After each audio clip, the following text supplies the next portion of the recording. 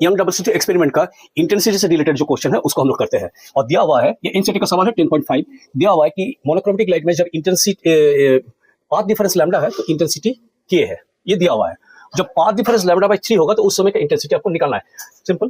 तो इंटेंसिटी वाला फॉर्मूला क्या होता है कि जो इंटेंसिटी किसी पॉइंट पे स्क्रीन के ऊपर जो इंटेंसिटी होगा, ठीक है, वो जो लाइट आया उसका इंटेंसिटी अगर आई नॉट है तो इंटू 1 + 1 cos फाई, ठीक है। और ये फाई क्या है, जो दो वेव आया, ये जो दो वेव आया इन दोनों का बीच का फेज डिफरेंस, लेकिन फेज डिफरेंस दिया हुआ नहीं है, दिया हुआ है पाथ डिफरेंस, ओके। और ये इंटेंसिटी का वैल्यू के दिया हुआ है, कब, जब पाथ डिफरेंस लैम्डा है, तो के आई नॉट 1 + cos। अब तो एंगल दिया हुआ नहीं है, लेकिन क्या दिया हुआ है, पाथ डिफरेंस दिया हुआ है। तो पाथ डिफरेंस से हम लोग एंगल निकाल सकते हैं क्या, देखिए हाँ निकाल सकते हैं, बिल्कुल निकाल सकते हैं।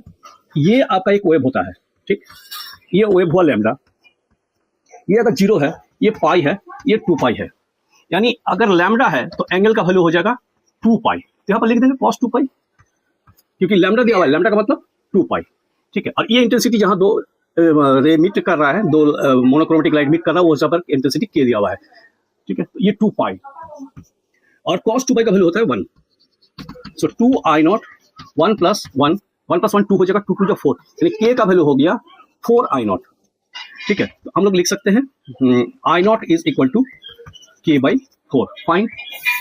तो ये जो गिवन कंडीशन से हमको निकल गया कि k = 4 I not, that means I not = k/4, ये गिवन कंडीशन से हमको ये निकल गया। अब कह रहा है कि जब पाथ डिफरेंस λ/3 होगा उस समय इंटेंसिटी क्या होगा, तो फॉर्मूला फिर वही लिखा देंगे जो हमको ये निकालना है, आई रिजल्टेंट। अब क्या है, फॉर्मूला तो वही है 1 + cos 5।